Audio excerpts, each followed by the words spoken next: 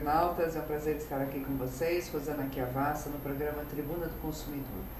Hoje nós vamos voltar a tratar de um assunto que eu acho que a sociedade precisa desmistificar para poder enfrentar, para poder encarar, para termos efetivamente uma sociedade mais justa. Tenho a honra de ter comigo uma colega, companheira de luta, companheira do ativismo na questão de gênero, que é a Milene Bonelli. Prazer recebê-la aqui. Obrigada. Tenho também, e nos foi indicada por uma pessoa que já veio aqui, a doutora Edith Modesto, que é psicanalista, pesquisadora da USP e tem todo um trabalho voltado para a questão da sexualidade. É um prazer receber a doutora Edith. Obrigada, o prazer é meu, estou muito honrada. Obrigada. E eu queria, nós já falamos aqui no programa do projeto Purpurina, mas eu vou voltar um pouco antes. Eu queria perguntar para a doutora Edith, como surgiu o GPH, que é o Grupo de Pais de Homossexuais? O GPH, Rosana, surgiu há 22 anos, quando eu soube que meu 7º filho é gay. 7 filhos você tem? 7. Rapaz, parabéns só por isso, Edith. Obrigada. Obrigada. É uma família bonita que eu tenho. Então, aí eu fiquei apavorada, porque naquela época ninguém falava sobre minorias sexuais, nem de gênero, nada disso. Não tinha na televisão, não tinha jornal, não tinha revista, não tinha nada. E eu fiquei completamente sem chão. Sem chão. Naquela época você já Aliás, tinha... caiu tudo na minha cabeça, né? Porque eu era professora universitária, imagina, e não sabia absolutamente nada sobre homossexualidade. Você já era psicanalista naquela época? Não era, mas eu já era professora universitária, já tinha feito mestrado. Olha. E dava aula, né? E tinha meus alunos, que devia ter muitos homossexuais na sala, né? Mas eu não pensava sobre o assunto. Eu sabia que existia, mas achava que era muito longe da minha casa, né? Porque naquela época não se aceitava nem que o filho do vizinho fosse gay, quanto mais o próprio. E aí eu quis falar com outras mães e não achei nenhuma mãe. Eu entrei na internet e procurei, achei uns jovens que conversavam sobre homossexualidade, eram só rapazes. Me apresentei, eles foram uns amores e eu tive a ideia de formar o grupo de pais. Foi o primeiro do Brasil. As mães deles foram as primeiras mães. Barrabás. Assim nasceu o GPH. Há 22 anos atrás. 22. Mas há 22 anos atrás a nossa Constituição Federal já trazia alguns direitos, não é, doutora Milene? Já trazia. Basicamente tem, né, todo mundo sabe do princípio da igualdade, né, é o mais conhecido, mas já, e agora as leis estão melhorando. Na época era muito pouquinho mesmo, na época da Constituição, né, do lançamento ficou meio restrito, né, de direitos. Agora não, agora está se ampliando, está melhorando. É uma pena, mas o nosso internauta acho que não consegue entender por que existe uma lei no papel, mas ela não funciona na realidade. Esse é o problema do Brasil. No papel, a igualdade está em todos os sentidos. Na questão de gênero, na questão da diversidade sexual, na questão da habitação. Aí agora a gente começa a falar, né? Da dignidade segurança, da pessoa humana. Mas, infelizmente, não basta estar no papel, não é? E aí? Então, aí surgiu o GPH. Mas me parece que você sentiu uma necessidade de aumentar esse programa num projeto que se tornou, acho que, uma referência no Brasil, não é, Edith? Sim, pelo seguinte, Rosana, porque eu queria falar com pais, principalmente com mães, né? Na base da identificação, né? Para a gente trocar ideias, uma dar a mão para a outra e tal. E, de repente, houve uma avalanche de jovens que me telefonavam, que escreviam, que ficavam na porta da minha casa. Olha. Ficava um rapazinho em pé na calçada, horas. Pedindo socorro. Mas quem será, né? E eram jovens que pediam socorro. O que eles queriam e o que eles querem até hoje, nas centenas de mensagens que eu recebo por semana. Como eu posso falar com a minha mãe? Como eu posso É o grande tabu, né? Revelar para a família. Como eu posso fazer para que eu não perco o amor deles. Nossa. Esse é o desespero deles, né? E aí eu me vi na obrigação de começar a trabalhar com eles. E comecei logo desde o início. Mas não tinha nada completamente assim organizado como um projeto. Eu falava com eles, mas não tinha encontros de jovens, eu falava só por telefone e tal. Até que há 7 anos atrás eu resolvi formar um grupo onde eles se encontram 2 vezes por mês, apoiado no protagonismo juvenil monitorado, quer dizer, não tem aula, não tem palestra, eles escolhem o assunto, eles conversam, eles pesquisam. Na verdade, lá eu funciono como uma mãe simbólica, uma mãe boa, e eles vão crescendo. A gente tem tido muitas alegrias nesse grupo de jovens. E a partir de que idade pode De ir no 13. projeto? Chama-se Projeto Purpurina. Daqui a pouco eu dou mais dados. De 13 a 24 anos. Os 13 anos foram aconselhados por amigos da Defensoria Pública. Eles falaram, é melhor você colocar 13 anos, porque tem um respaldo maior, isso a doutora Milene pode falar melhor do que eu, mas me aconselharam a escolher 13 anos. A partir de 13 anos. Isso não quer dizer que eu não tenha jovens menores de 13 anos lá. Mas aí com consentimento. Mas aí já com outros cuidados. Ok. Né? Em função do Estatuto da Criança? Né, provavelmente, verdade. Porque a gente tem a classificação de que até 12 anos é criança e dos 12 daí aos 18, né, na fase da adolescência. Agora, o que eu queria colocar é isso, nesse começo da sua trajetória, eu acho importante falar também que muita gente achava que era doença, né? Ter um filho homossexual era uma doença, né? Aquele filho era doente, não era... Tanto que foi uma patologia, né? O homossexualismo foi retirado depois, né, de patologia. Mas, a princípio, era considerado uma patologia, né? Eu nunca pensei que meu filho seria doente, mas eu pensava que era uma safadeza dele ou uma confusão, que ele estava confuso. Isso muitos pais ainda pensam, que é uma confusão, eles são muito jovens, hoje está tudo muito aberto, os amigos levam para o mau caminho, então os pais raramente falam de doença. Ainda há pais que hoje falam que querem levar em médico para que o filho tome hormônio, que deve ser falta de hormônio, que é um absurdo total, é perigosíssimo isso. Até eu queria falar para se pais estiverem me ouvindo, e mesmo os jovens internautas, que é perigosíssimo tomar hormônio, a menos que tenha um acompanhamento, uma necessidade e um acompanhamento de um profissional, de um endócrino, né? Há casos de pessoas que tomaram hormônio e morreram, né? É muito perigoso isso. Mas eu achava que era ou algum problema da adolescência ou psicológico, um problema psicológico ou uma confusão da cabeça dele.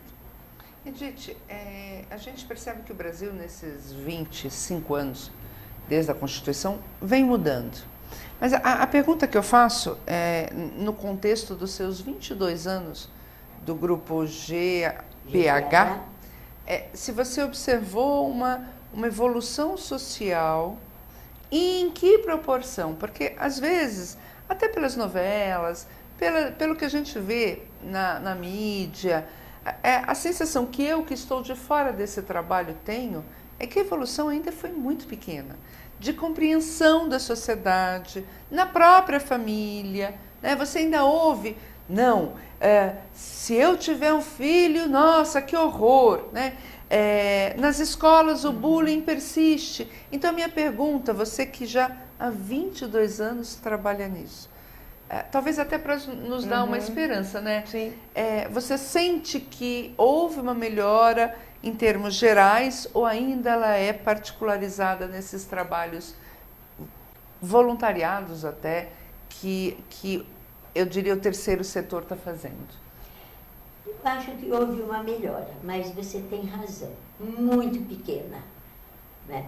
E a gente percebe a melhora porque já passa novela na televisão com os gays, e a gente sabe que quando a mídia começa a divulgar, é porque há um respaldo social, senão não teria na mídia. Claro que a mídia divulga e reforça, mas não teria na novela se já não tivesse um respaldo. Só que é Mas muito é pequeno. caricato. É O caricato, Félix não tem que tá... beijo, por exemplo. O beijo não pode, ainda há a caricatura. O não Félix, estou falando gente, de homossexualidade, eu não estou falando nem... de questões de gênero. Nada. Porque questões de gênero não tem nada. Não, nada. Essas pessoas não existem ainda. É só você pegar. Eu acho que o Brasil está acompanhando o Félix, né? Que de bandido, acho que vai virar mocinho, mas ele é caricato. E tem um pai que não aceita. Tem o pai que não Isso também é aceita, mas bacana. ele ainda vai salvar o pai. Aí o pai vai aceitar? Quer dizer, não é Então, por aí. a mudança que aconteceu na sociedade foi pequena. Na escola foi menor ainda. Se falar em escola particular, foi praticamente zero. Eu tenho a maior dificuldade de entrar em escola particular. E eu sou hétero, sou mãe, sou professora, sou pesquisadora e mesmo assim eu tenho um pouco de dificuldade de entrar em escola particular. Agora, dentro de casa, da família, dificílimo. O que melhorou é o filho do vizinho já pode ser gay. Porque antes não podia. Isso. A gente falava, eu falo a gente, porque eu falaria isso há 22 anos. Filho, é melhor você não brincar com fulaninho. Porque tinha aquele medo, como se fosse uma doença contagiosa, como a Milene falou. Então, e hoje já dá para o filho da vizinha ser gay, mas é assim. Você vai falar com ela, não é todo mundo, mas a maioria. Vai falar com ela, vai abraçar, coitadinha, né? Deixa eu confortar essa pobre mãe que tem essa desgraça dentro de casa. É isso que melhorou. Que dá para ir lá confortar a mãe. E antes a gente tinha medo. Ignorava, né? Ignorava Fingia porque que... tinha medo.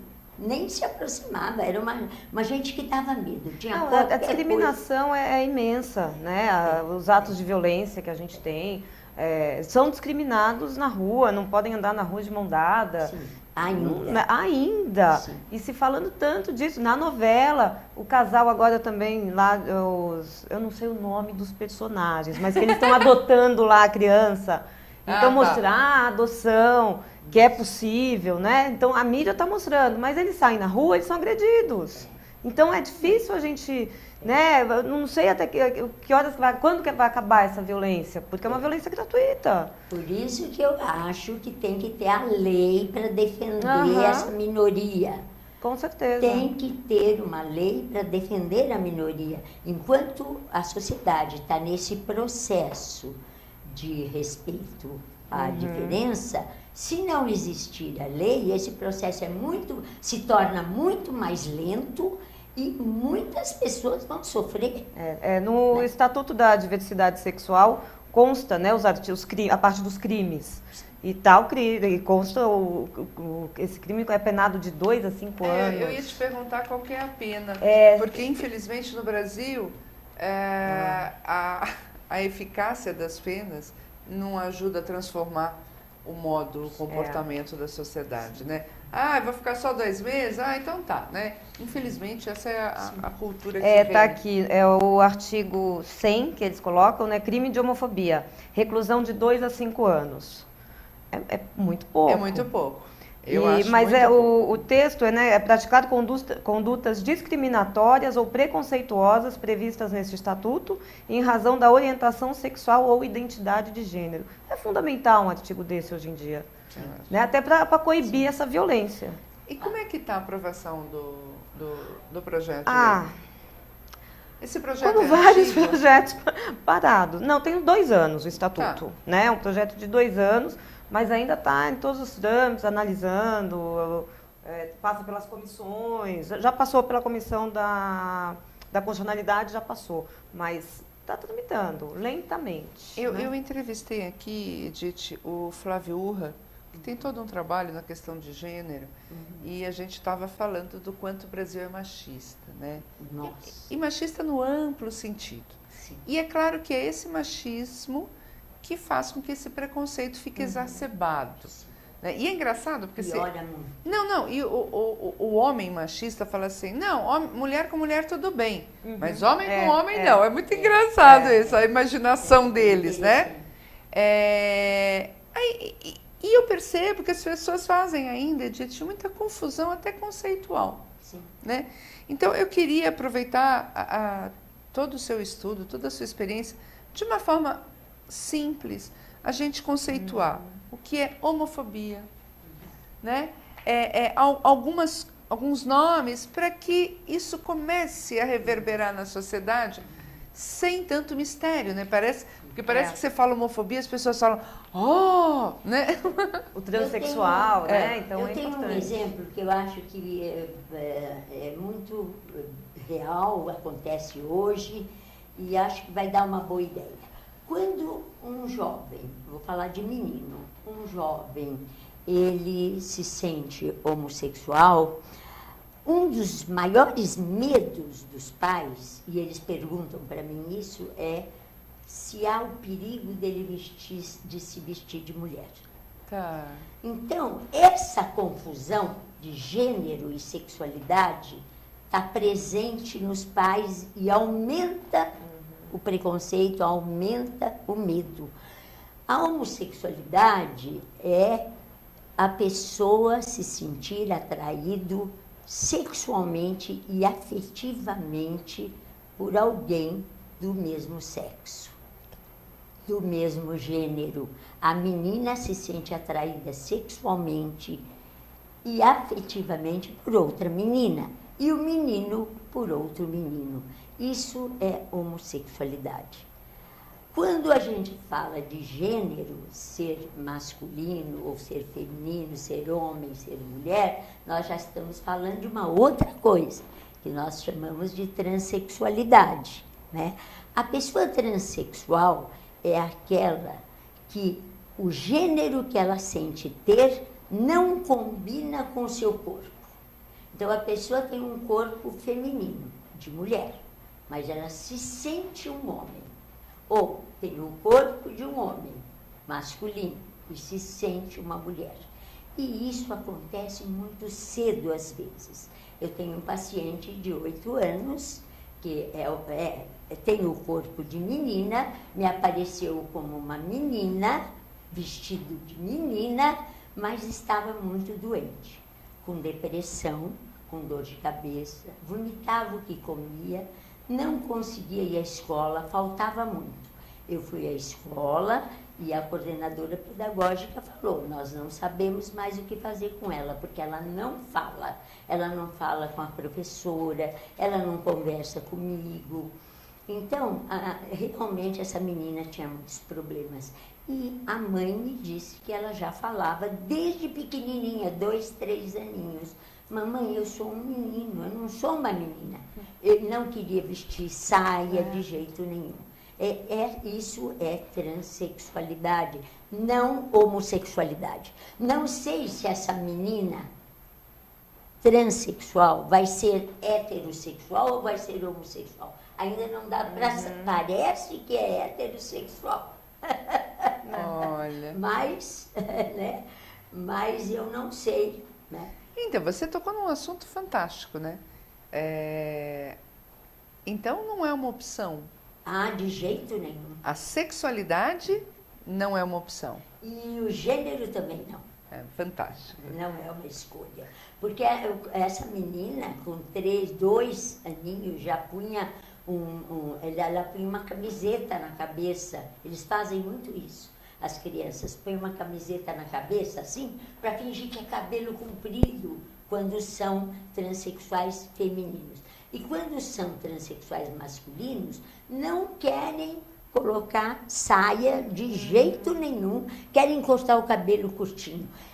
Esse meu paciente, ele queria ter o cabelo do Neymar, era o que ele queria. Então, no aniversário dele, ele falava para mim, Edith, fala para minha mãe, eu quero o cabelo do Neymar, eu gosto, ele já só falava de futebol. Você viu?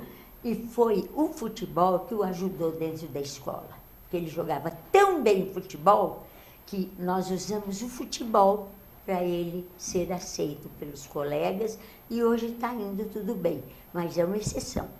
É raríssimo acontecer isso. Porque essas pessoas sofrem muito. Hoje, essas pessoas não existem ainda. Não existem os transexuais. Não, e até legalmente eles sofrem discriminação, né? Vou só trazer uns dados aqui, mas a primeira cirurgia de adequação sexual foi feita em Viena em 1931. Ou seja, pouquíssimo tempo atrás. Nos Estados Unidos, em 1952. Nossa. No Brasil, 1971. Sendo que só em 1997 é que o Conselho Federal de Medicina reconheceu esse procedimento cirúrgico. Então, a discriminação é até na classe médica, né? Porque só foi reconhecer em 97. Sim. Recentíssimo. Até na classe Em 2008 é que o SUS começou a fazer cirurgias e tal. 2008. E os transexuais existem há anos. Essa separação entre o biológico, o que o corpo é, e o que a pessoa sente ser, ainda está muito complicada para as pessoas, inclusive entenderem. para os profissionais entenderem.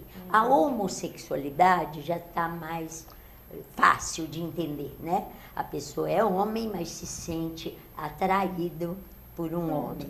A pessoa é mulher, mas se sente atraída também afetivamente. Se apaixonam, né, também. Não é só sexo. E essa coisa de dizer que eles são safados porque só pensam em transar, isso não é verdade. Eu tenho experiência disso. Claro que tem alguns que, por problemas psicológicos, principalmente aqueles que não são aceitos pela família, eles podem cair na marginalidade. Eles vão para as drogas, eles vão transar por aí sem parar, mas é um problema psicológico. E que atinge homem e mulher. Na verdade, o que eles querem é mundo. morrer. Sim. Eles têm, como a gente diz em psicanálise, uma pulsão de morte, porque eles não são aceitos, eles perderam o apoio da família. Eu estou falando de jovens, sim, né? Sim. Esses jovens, a criança negra, ela tem a mãe para chorar no colo, fala, mamãe, falaram que eu tenho cabelo de bombril, e a mãe vai na escola E briga. E briga na escola, e tem a lei que os protege. A criança homossexual, ela chora sozinha, porque ela não tem colo de mãe. E apanha na escola e apanha em casa. E apanha em casa Não é? também. Quais as conquistas, já que a gente viu que tudo é muito recente no Brasil, né? Nessa área. Eu lembro muito do reconhecimento da união, né? Da homoafetiva, que agora, né, se pode fazer no cartório, no casamento, né? Mas isso há muito pouco tempo, né? Pouquíssimo, né? A adoção de homossexuais também hoje é possível. Também, assim, parece que quando vai ser realizado o estudo psicossocial, parece que a psicóloga, a assistente social tem mais receio, né? Impressionante, de como será que vai ser criada essa criança? Vai ser criada como se fosse criada por um casal hétero, né? Mas ainda existe um certo receio. E a mudança de nome do transexual, isso é muito importante também, porque depois que é feita, né, a cirurgia, pode ser feita essa mudança de nome. Hoje é uma ação tranquila, os juízes aceitam, mudam o nome, mudam o gênero na certidão de nascimento também, porque é importante, porque às vezes não adianta você ter um nome feminino, masculino, né? Sexo masculino, não dá. Então hoje em dia se faz, antigamente era só o nome, agora não, agora se muda o gênero também. E tá evoluindo, né? Mas aos poucos, né? Mas Muito falta pouco. muito. Falta muito. Edith, de toda essa sua vivência, né? Sabendo de toda a dificuldade, você, assim, conta um exemplo assim de muito sucesso, uma história de muito sucesso nesse seu trabalho. Nós temos tido muitos. É raríssimo agora, se nós conversamos com uma mãe ou com um pai, é raríssimo não dar certo. Eu vou te interromper, porque agora que eu vi aqui, eu vou pedir um intervalo. Nós vamos voltar rapidinho, porque eu quero ouvir mais e tenho certeza que vocês também. Até daqui a pouquinho.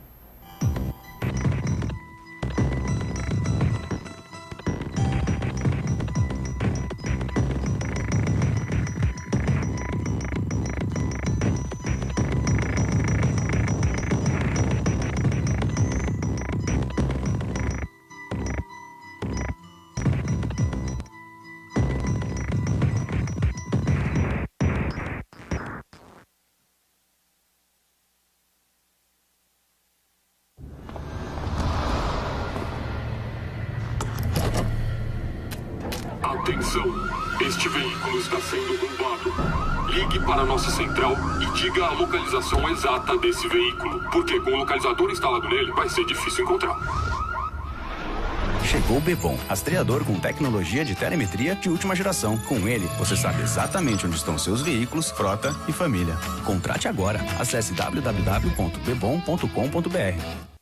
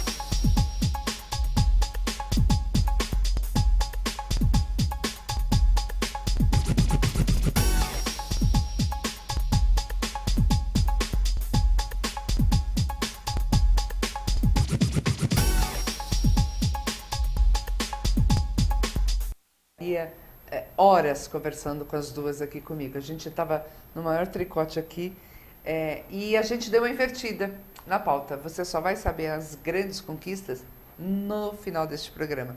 Mas agora, até didaticamente, advogado tem horas que é chato, né? Tem. Faz parte da Faz profissão. parte. Então, rapidinho, né? LGTB-S. Conceito de lésbica. Então, a moça, a menina, a mulher que se atrai, se sente atraída sexualmente e afetivamente por uma outra moça, uma outra mulher. Biologicamente, duas mulheres que se sentem emocionalmente atraídas por duas mulheres. Sim. Gays E é exatamente o oposto Oposto. masculino. Dois homens biológicos que se sentem atraídos emocionalmente por outros homens. Isso. O B é de bissexual. O B é de bissexual. É uma pessoa que se sente atraída por mulher, afetiva e sexualmente, numa época, e pode também, numa outra época, se sentir atraído sexualmente e afetivamente por homem. Tanto faz, seja homem ou seja mulher. Não é uma pessoa safada que quer ficar com homem e mulher na bagunça. Não é. São pessoas que elas têm uma condição que possibilita sentir atração sexual e afetiva, tanto por homem quanto por mulher, em diversas fases da vida. O transexual, você já colocou, não é? Sim. E o travesti? A pessoa travesti é aquela que se sente mulher e homem ao mesmo tempo. Né? Geralmente, né, a travesti é muito vaidosa, ela gosta de ser chamada no feminino e gosta de ter uma aparência feminina, mas ela quer continuar com o físico masculino. Né? Ela conserva o pênis, geralmente, né? Que essa é uma diferença básica para o transexualismo, né? O transexualismo, a pessoa não quer aquele corpo, né? O travesti mas não, está seria tendo isso. alguma coisa hoje assim. Começou a tornar-se um estereótipo. Para você ser transexual, você tem que se operar. Então a gente já está pensando um pouco diferente hoje. A pessoa transexual é aquela que tem o biológico masculino, mas se sente uma mulher, ou tem o corpo feminino e se sente um homem.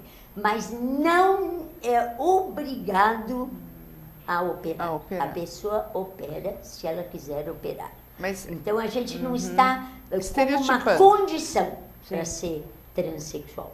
A condição é a pessoa se sentir do outro gênero. Então, mas eu ia te fazer essa pergunta, e agora vou ter ser obrigada a fazer. Na mudança do nome, a cirurgia é pré-requisito? Tem que ter a cirurgia. Tem que ter o laudo dos Atestando. 2 anos, né? Da equipe multidisciplinar, de psicólogos acompanhando. Aí, com esse laudo, ela fica apta a fazer a cirurgia. Sem isso, também, ela não faz. Ela não faz a cirurgia. Não, ela tem que ter reconhecido o transexualismo dela. E vai ser Pois um problema. Isso é um problema. Por exemplo, essa criança, esse menino transexual, eu consegui que ficasse o nome masculino na chamada e todo mundo está chamando ele pelo nome masculino. Mas não há possibilidade de mexer no nome ainda. Nome. Então, no seguro saúde da família, foi um pequeno problema que a Defensoria Pública nos ajudou. Porque o seguro-saúde, porque era uma coisa básica, o menino está na sala de espera, esperando um médico porque está com gripe. Aí chamam uma menina. É terrível. Claro. Você está fazendo todo um trabalho de autoaceitação desse menino e, de repente, ele é chamado por um nome feminino. O constrangimento é terrível, imenso, né? Então, agora, então, o travesti vai acabar se equiparando a essa outra forma de transexualidade, que é aquele que gosta de aparentar ser mulher, que mantém o pênis, mas sexualmente há uma diferença. Na verdade, essas caixinhas, elas foram feitas para a gente organizar mentalmente a complexidade. O mundo é de uma complexidade enorme e a gente fica com medo, a gente fica perdido, então a ciência vem e organiza. Cada vez que a gente pega uma teoria para organizar, a gente reduz o fenômeno, reduz a complexidade do fenômeno. Mas é necessário. E eu vi isso, até já falei para vocês, né? Que eu, no projeto, eu fui obrigada a criar uma outra caixinha dos andrógenos, porque o preconceito dentro da comunidade é enorme, porque a comunidade LGBT faz parte da sociedade. O preconceito é internalizado em todos, então também é internalizado neles. Então, dentro da comunidade há muito preconceito. E os gays, jovens gays, eles tinham preconceito dentro do projeto contra os efeminados. Só que a gente trabalhou isso, porque nós trabalhamos todo tipo de preconceito lá. A gente trabalhou isso, né? Para diminuir esse preconceito contra os efeminados, né? E tinha uns muito efeminados que se sentiam completamente deslocados, então criamos a caixinha dos andrógenos. Então nós temos jovens meninos, gays, andrógenos também. E temos meninas transexuais e meninos transexuais que no início também não eram aceitos, porque a própria menina, a primeira transexual, que hoje já tem mais de 18 anos, ela falava para mim, mas eu não gosto daqui. Aqui só tem gay, eu não quero gay, eu quero um menino para eu namorar. Ela falava para mim. E ela tinha preconceito com eles e eles com ela. Hoje não tem mais. São todos amigos, as meninas transexuais deles e eles delas. Quer dizer, dentro do projeto a coisa caminhou. Nós aprendemos técnicas. Precisamos levar isso agora para a sociedade, né? Sim, porque lá é uma ilha de É uma ilha, é uma ilha. solidariedade, é uma ilha de acolhimento, não vou dizer perfeita, porque não é, Claro. mas é uma ilha de acolhimento, de respeito ao outro. Eu respeito o que o outro é. Ele é o que ele é. É o respeito ao livre-arbítrio, não é, Sim, Edith? É o sim. livre-arbítrio. Aquilo que o outro Agora, é respeitado. eu outro dia também conversando, me disseram, médicas, que o grande crime que está se praticando é no momento do nascimento, quando a criança vem com aquela massa deforme, não se sabe se é homem ou se é mulher, que fazem o exame genético e ali, com o resultado, os pais decidem qual será o gênero. Mas não são só os pais, são Os próprios médicos. próprios especialistas. Eu respeito os colegas, né? Os especialistas. Eu sei que é tudo muito complicado, mas eu concordo com você. Eu sou contra. Eu sei que a operação Resolveria nessas aparentemente, crianças, né? quando elas são menores, é muito mais fácil Claro. e menos sofrida. Mas é um perigo. É um perigo Na porque minha você não opinião, sabe é um qual perigo. será a tendência, Pois não é? Porque mesmo que aquela criança tenha mais órgãos masculinos que femininos, mesmo que aquela criança tenha mais hormônio masculino do que feminino, quem é que pode garantir que aquela Qual será a criança condição? é um menino? Qual será a Né? condição? Qual é a Então, escolha dela, né? eu sei da dificuldade dos profissionais. Desse problema. Eu faço parte da equipe, né, lá do HC, a gente conversa, é tudo muito difícil. Muito né? difícil. Muito difícil. Eu entrei com... Mas eu também tenho medo dessa... de forçar uma condição, Eu né? tenho Eu entrei uma vez, Milene, com uma ação contra uma operadora de saúde, porque os pais quiseram fazer esse exame e não foi admitido, né, pelo convênio. Nós entramos com a ação, a criança chamava-se na ação fulano de tal, que não tem nome, não tinha como registrar. Isso tem 15 anos e esses pais optaram pela sexualidade desta criança. Mas, veja você, hoje, eu não sei se eu não teria uma outra conversa com esses pais, no sentido de permitir que esta criança defina que cirurgia fazer, né? Sim. Agora- Que faça a escolha, né? Olha, tudo que a gente já falou aqui, o Estatuto prevê quanto de tudo isso, Milene? Porque é um mundo, né? Não, o Estatuto, na verdade, ele prega a igualdade, né? Isso é um ponto fundamental, apesar de já ter na nossa Constituição, né? Todo mundo saber, mas o Estatuto ele prega a igualdade em relação de emprego, não descriminalização, né? Direito à livre orientação sexual também. Que é isso que a gente está falando aqui, direito à convivência comunitária e familiar, direito fundamental à felicidade, até tem um tópico sobre isso, respeito à intimidade, privacidade, autodeterminação, constituição de família e vínculos parentais. Então, ele prevê uma igualdade e principalmente ele veta esse preconceito todo, né? Mas cá entre nós, né, Milene? Eu sou consumerista, todo mundo sabe, eu advogo na área do consumidor, você na área da família. Para mim, o Código de Defesa do Consumidor é assim, uma pérola jurídica que o cidadão brasileiro está descobrindo. O Estatuto também será Também, com na certeza. comunidade. Mas o que eu me questiono é assim, será que precisava ter o Código de Defesa do Consumidor? Será que precisava ter o Estatuto? Não é? Então, para muita gente precisa, né? Porque se não está na lei, né, a pessoa não Aquilo obedece. que eu falei da lei do jurídico. Tem que ter, porque se não tiver senão- escrito, ninguém obedece.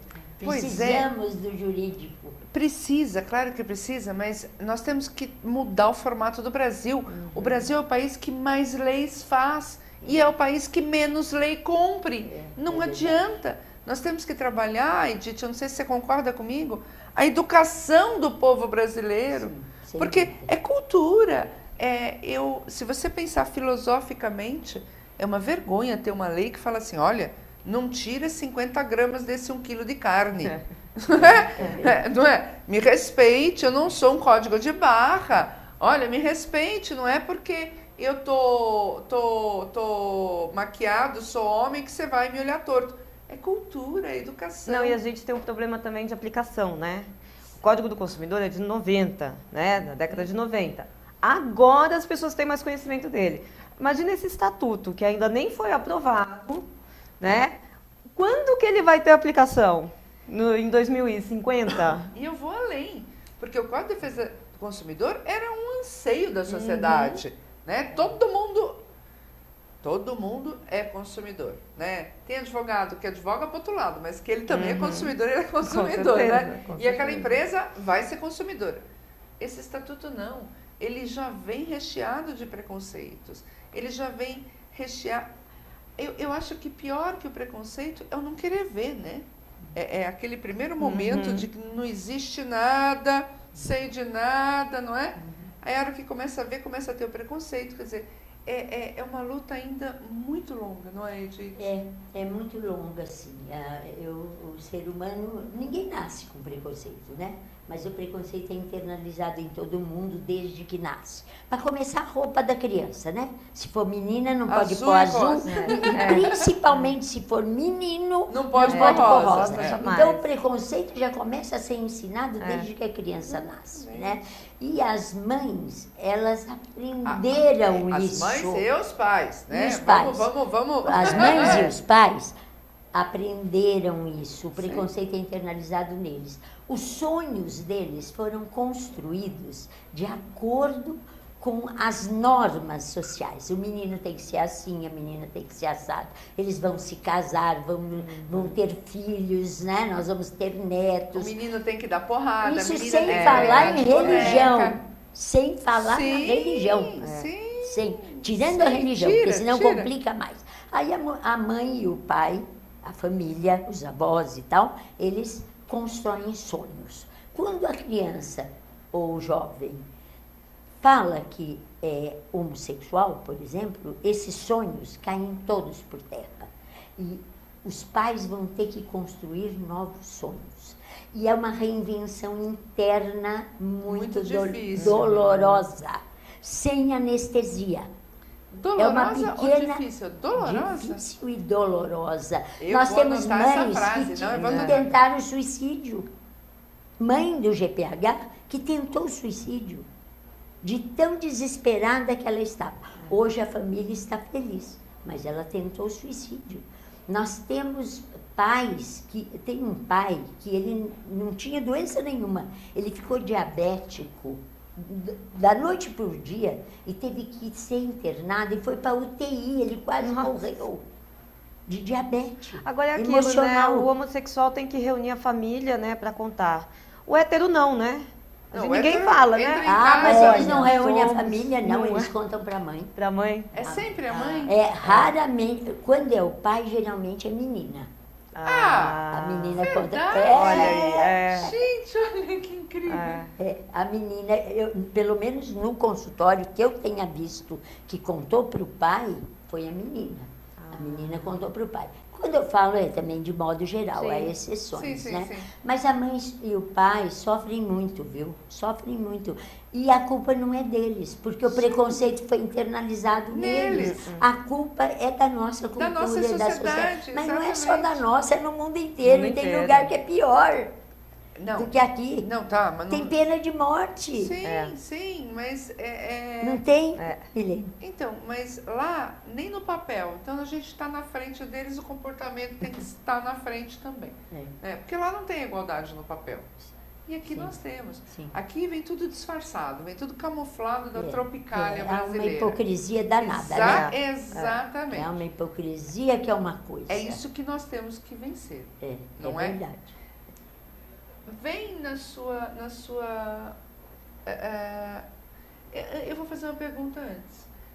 Você sentiu discriminação no judiciário com essas questões postas? Sim, muita.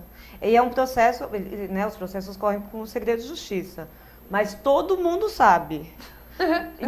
Mudança de nome, eu fiz uma vez uma mudança de nome, ele era um transexual da Marinha, né, ele era da Marinha.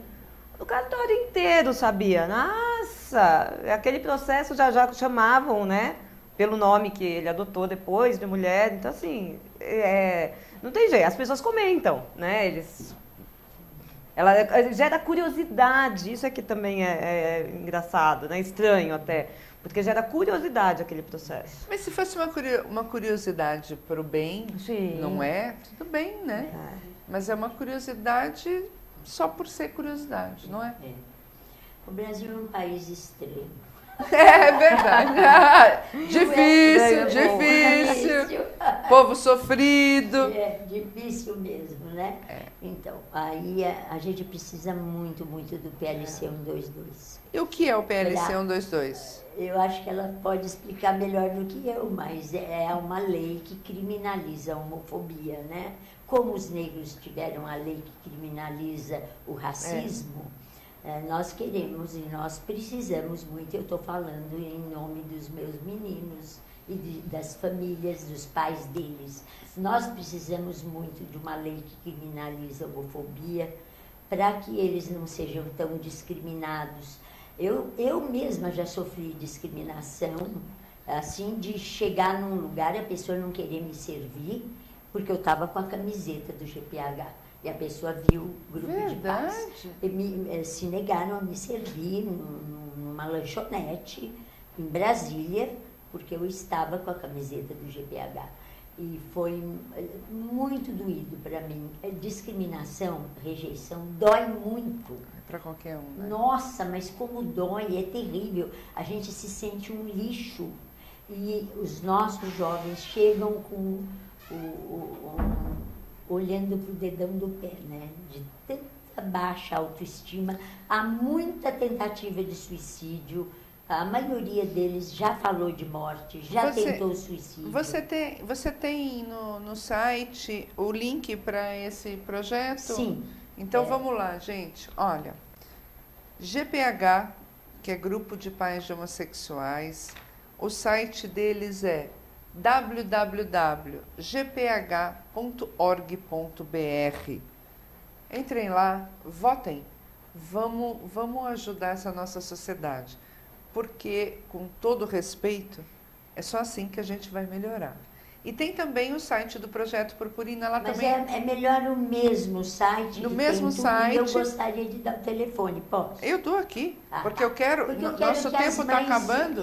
Telefonem para mim, pode mamãe, deixar. papai, telefone para mim. Ó, telefone 3031 2106. 3031 2106. Nosso tempo está esgotando, eu vou dar um tempo para cada uma. E aí, Edith, eu quero que você dê o recado para as mães e conte o grande sucesso para você desse seu projeto com um exemplo. Tá bem. Então, eu peço às mães e pais que porventura estejam me ouvindo, que telefonem para nós. Eu também sou mãe, passei por isso.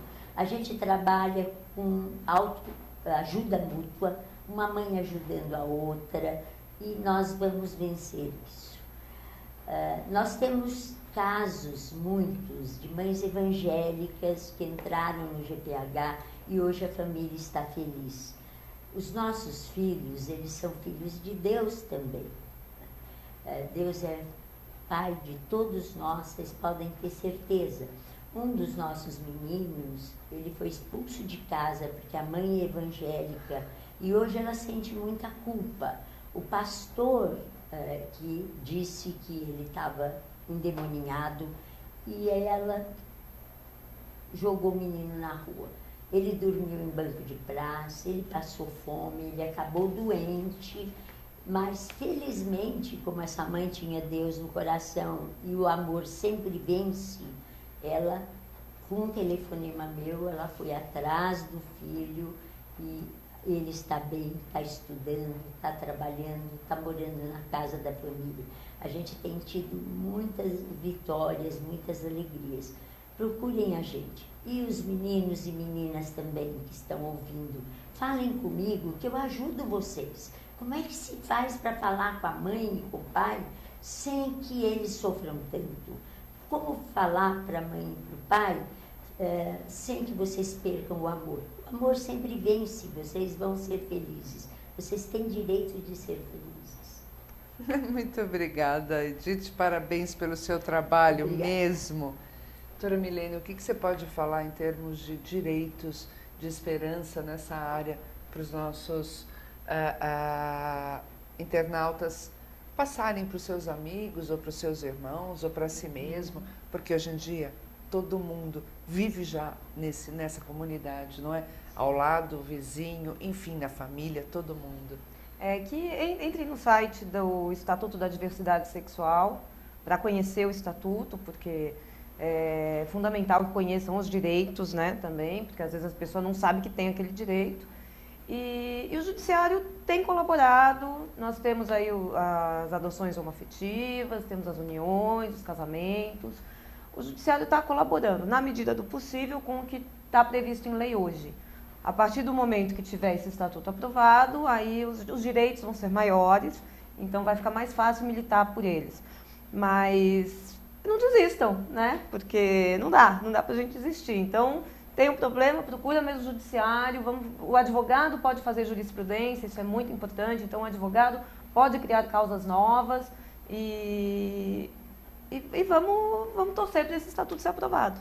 Se Deus quiser, estaremos fazendo campanha. Internauta, é assim, todos nós queremos um mundo melhor, um Brasil melhor, nós vamos reformar este Brasil, você não tenha dúvida disso.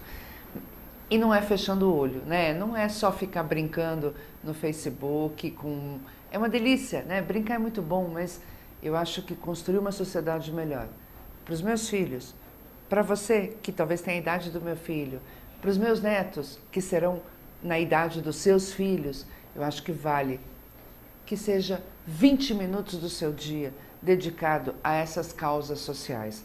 O Brasil precisa de educação para evoluir e nós temos esse papel de educadores. Pode acreditar, você passando mensagem, você levando informação a qualquer pessoa, porque informação é tudo. Você vai estar ajudando a educação, você vai estar ajudando nesse processo. Vamos transformar esse Brasil? Acredite nisso, nós temos que vencer. Bom final de semana, aproveitem e até sexta-feira que vem.